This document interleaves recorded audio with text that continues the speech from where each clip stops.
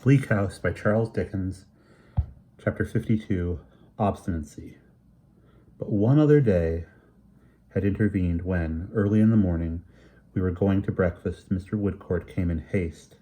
As we were going to breakfast, Mr. Woodcourt came in haste with the astonishing news that a terrible murder had been committed, for which Mr. George had been apprehended and was in custody. When he told us that a large reward was offered by Sir Leicester Dedlock for the murderer's apprehension, I did not, in my first consternation, understand why. But a few more words explained to me that the murdered person was Sir Leicester's lawyer, and immediately my mother's dread of him rushed into my remembrance.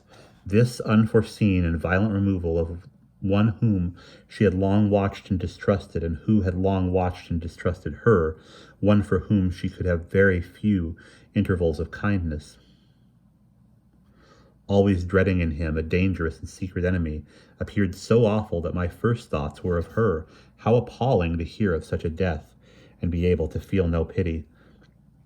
Such crowding reflections, increasing the distress and fear I always felt when the name was mentioned, made me so agitated that I could scarcely hold my place at the table, and I was quite unable to follow the conversation until I had a little time to recover. But when I came to myself, I saw how shocked my guardian was, and found they were speaking of the suspected man and recalling every favorable impression we had formed of him, out of the good we had known of him. My interest and my fears were so strongly aroused on his behalf that I was quite set up again. "Guardian, you don't think it possible that he is justly accused?" "My dear, I can't think so.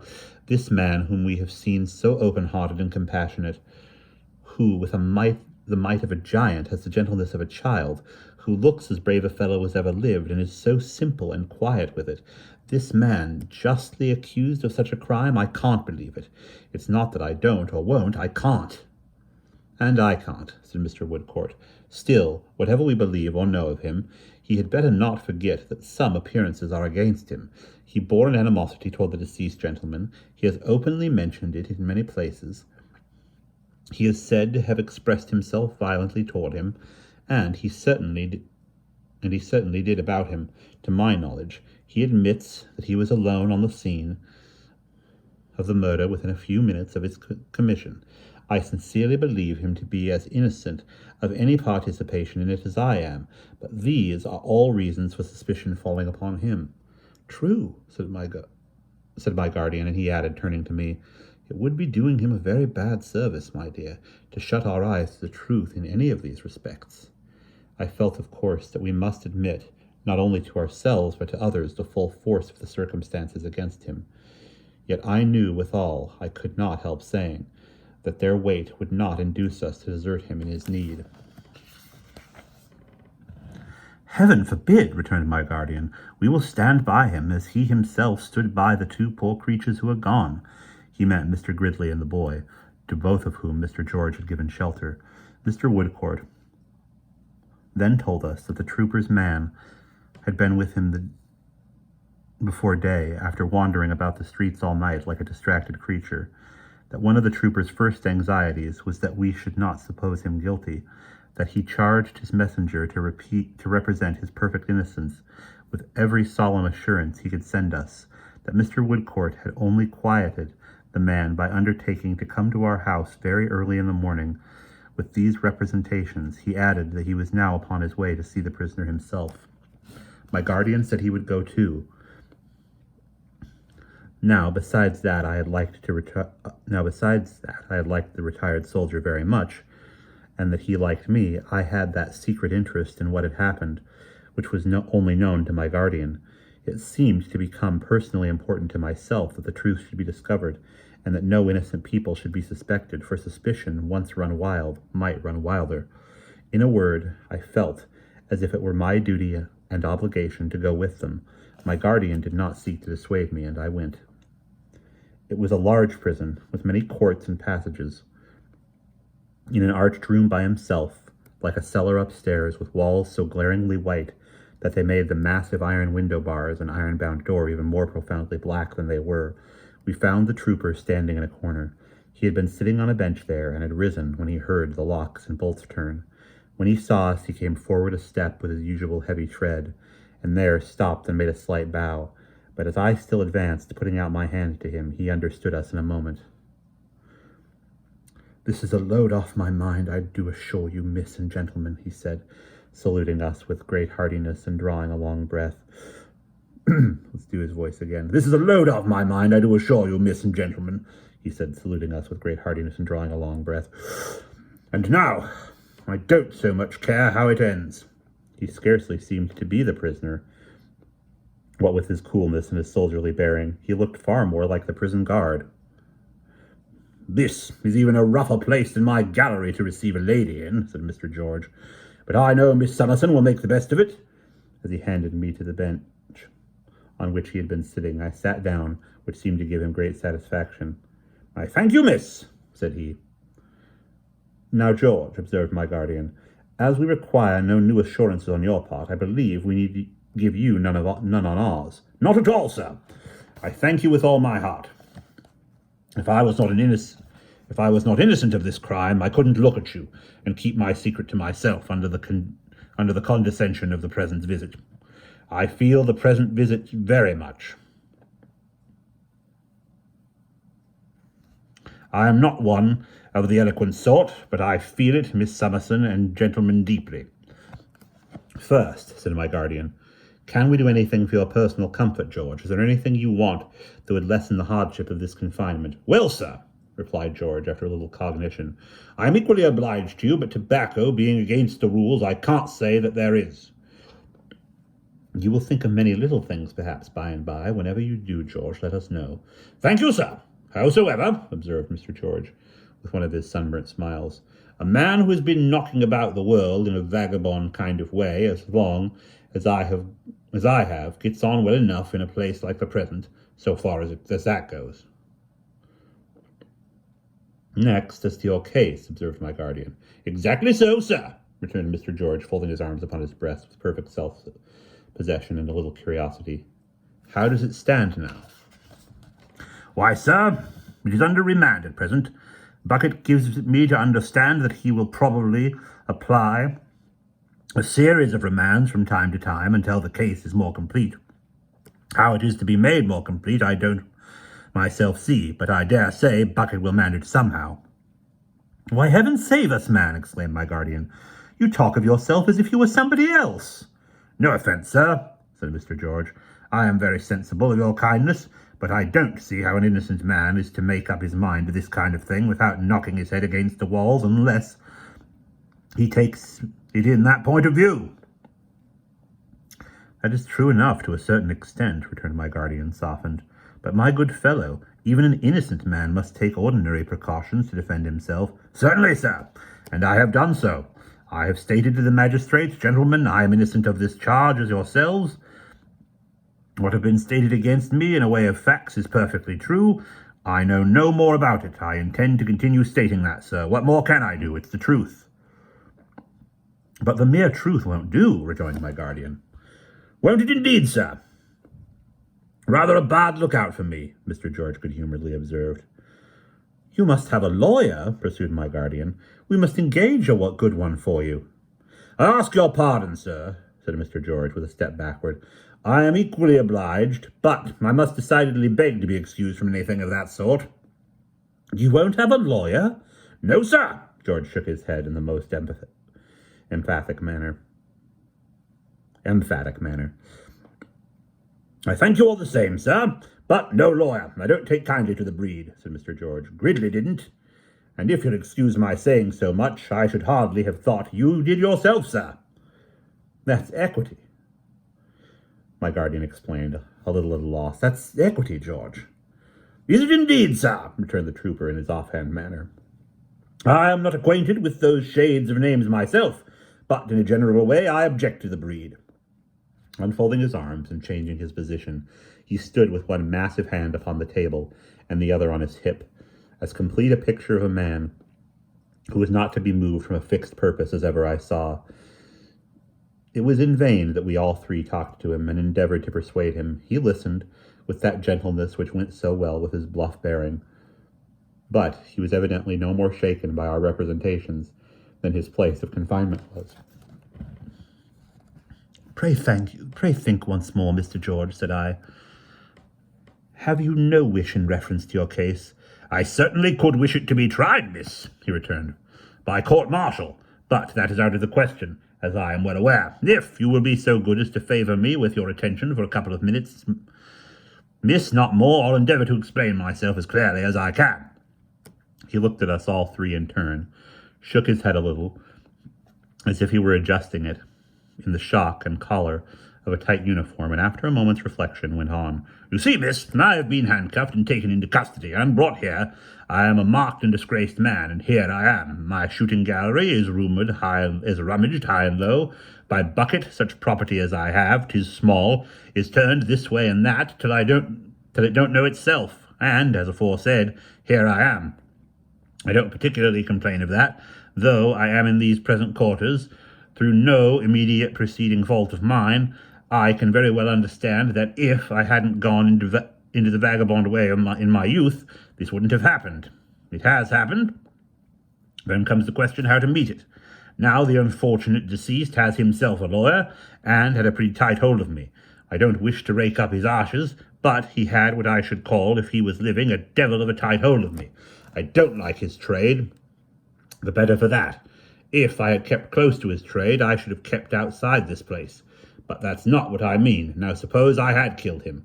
Suppose I really had discharged his body, any one of those pistols recently fired off that Bucket had found at my place, and might have found there any day since it had been my place.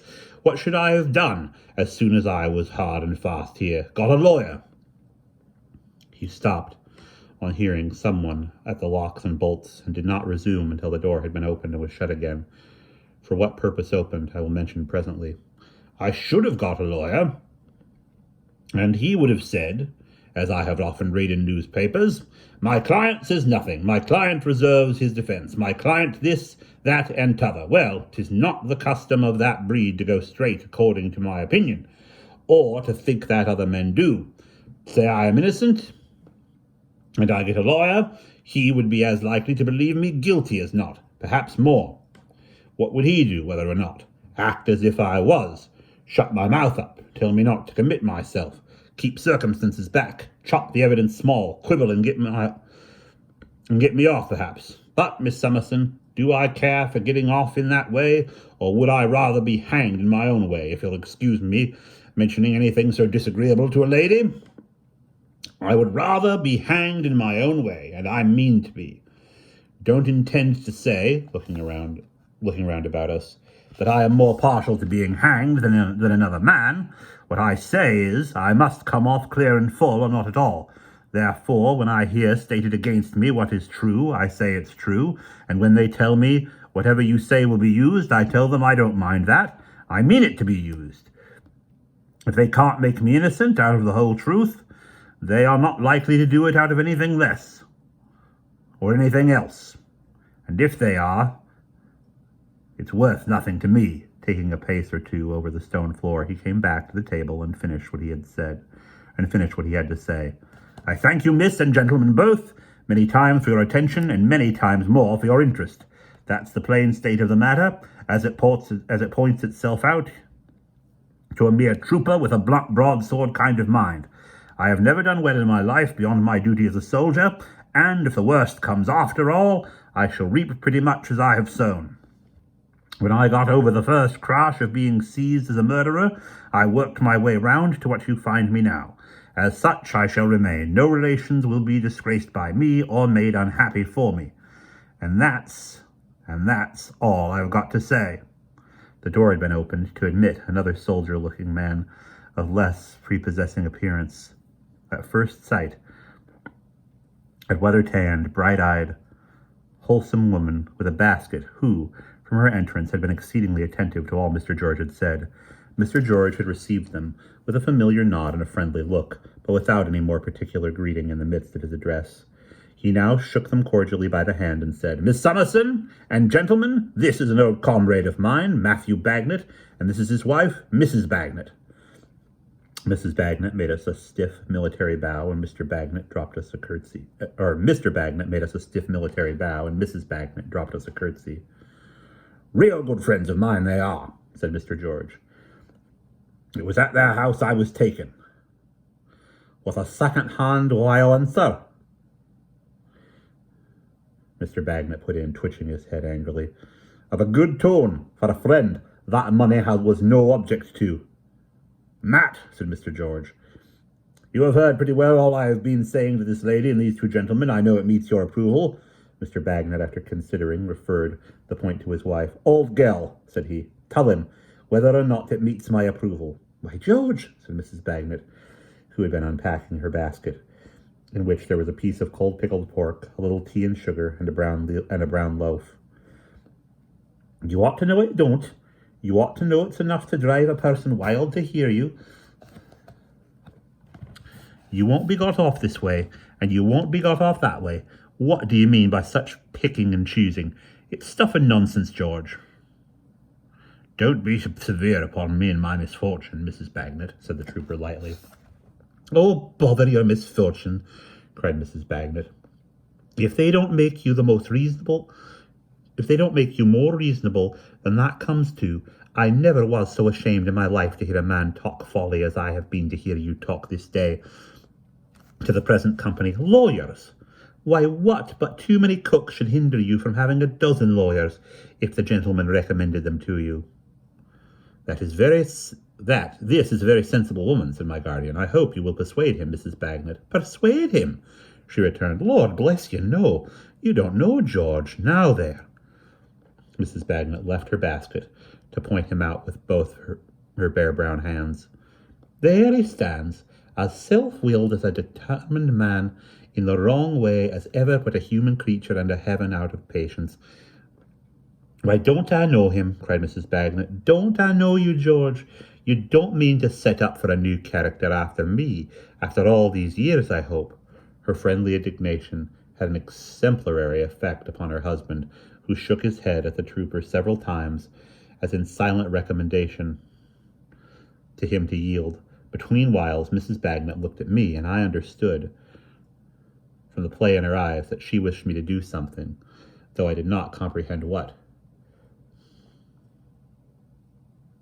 But I have given up talking to you, old fellow, years and years, said Mrs. Bagnet as she blew a little dust off the pickled pork, looking at me again. But when ladies and gentlemen know you well as I do, they'll give up talking to you too, if you are not too headstrong to accept of a bit of dinner. Here it is. I accept it, with many thanks, returned the trooper. Do you, though, indeed, said Mrs. Bagnet, continuing to grumble on good-humouredly. I'm sure I'm surprised at that. I wonder you don't starve in your own way also. It would only be like you. Perhaps you'll set your mind upon that next. She again looked at me, and I now perceived from her glances at the door and at me by turns that she wished us to retire and to await her outside the prison. Communicating this by similar means to my guardian and Mr. Woodcourt, I rose. We hope you will think better of it, Mr. George, said I, and we shall come to see you again, trusting to find you more reasonable. More grateful, Miss Summerson, you can't find me, he returned. But more persuadable we can, I hope, said I, and let me entreat you to consider that the clearing up of this mystery and the discovery of the real perpetrator of this deed may be of the last importance to others beside yourself. He heard me respectfully, but without much heeding these words which I spoke. A little turned from him. Already on my way to the door, he was observing, this they afterward told me, my height and figure, which seemed to catch his attention all at once. "'Tis curious," said he. "And yet I thought so at the time." My guardian asked him what he meant. "Why, sir," he answered, "when my ill fortune took me to the dead man's staircase on the night of his murder, I saw a shape so like Miss Summerson's go by me in the dark that I had half a mind to speak to it. For an instant I felt such a shudder as I had never felt before or since, and hope I shall never feel again. It came downstairs as I went up," said the trooper, "and crossed the moonlighted window with a loose black mantle on. I noticed a deep fringe to it. However, it has nothing to do with the present subject, excepting that Miss Summerson looked so like it at the moment that it came into my head. I cannot separate and define the feelings that arose in me after this.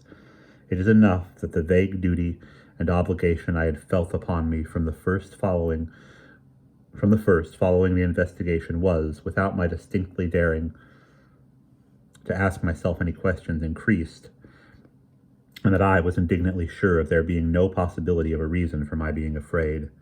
We three went out of the prison and walked up and down at some short distance from the gate. We had not waited long when Mr. and Mrs. Bagnet came out too, and quickly joined us.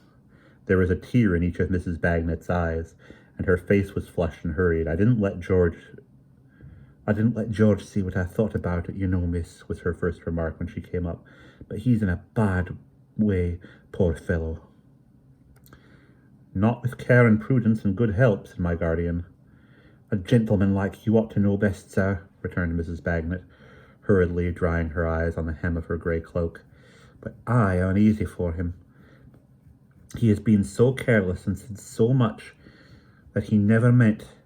The gentlemen of the juries might not understand him as Lignum and me do. And then such a number of circumstances have happened bad for him, and such a number of people will be brought forward to speak against him, and Bucket is in so deep. Now I tell you, miss, when I say miss, I mean all. Just come into the corner of the wall, and I'll tell you. Mrs. Bagnet hurried us into a more secluded place, and was at first too breathless to proceed, occasioning Mr. Bagnet to say, Old gal, tell him. Well then, miss, the old girl proceeded, untying the strings of her bonnet for more air. You could as soon move Dover Castle as move George on this point, unless you had got a new power to move him with, and I have got it. You are a jewel of a woman, said my guardian. Go on. Now I tell you, miss, she proceeded, clasping her hands in her hurry and agitation 12 times in every sentence, that what he says concerning no relations is all bosh. They don't know of him, but he does know of them. He has said more to me at odd times than anybody else, and it warn't for nothing that he once spoke to my Woolworth about whitening and wrinkling mother's heads. For £50 he had seen his mother that day. She's alive and must be brought here straight. Instantly Mrs. Bagnet put some pins into her mouth and began pinning up her skirts all round, a little higher than the level of her grey cloak, which she accomplished with surprising dispatch and dexterity. Lignum, said Mrs. Bagnet, you take care of the children, old man, and give me the umbrella. I'm away to Lincolnshire to bring that old lady here. But bless the woman, cried my guardian with his hand in his pocket. How's she going? What money has she got?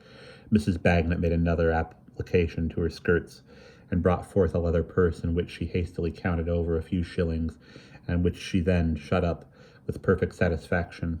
Never you mind for me, miss. I'm a soldier's wife and accustomed to travel my own way. Lignum, old boy, kissing him. 1 for yourself, 3 for the children. Now I'm away into Lincolnshire after George's mother. And she actually set off while we three stood, looking at one another, lost in amazement. She actually trudged away in her grey cloak at a sturdy pace, and turned the corner and was gone. Mr. Bagnet, said my guardian, do you mean to let her go that way? Can't help it, he returned. Made her way home once, from another quarter of the world, with the same grey cloak, the same umbrella. Whatever the old girl says, do it. Whatever the old girl says, I'll do it. She does it. Then she is as honest and genuine as she looks, rejoined my guardian, and it is impossible to say more of her. She's colour sergeant of the Nonpareil Battalion, said Mr. Bagnet, looking at us over his shoulder as he went his way also. And there's not such another, but I never own to it before her. Discipline must be maintained. And that is the end of chapter 52.